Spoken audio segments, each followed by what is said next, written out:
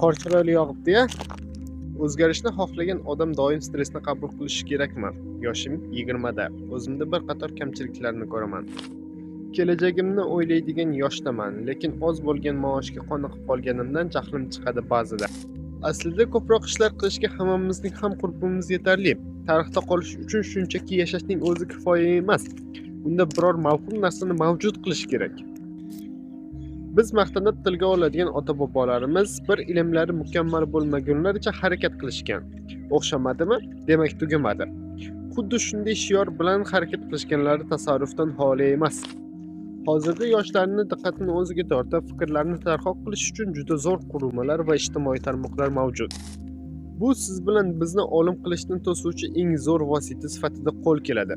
Bu qaramlikdan qutulganlar tarixda o'z ismlarini qoldirish uchun ilk qadamlarni tashlabdilar.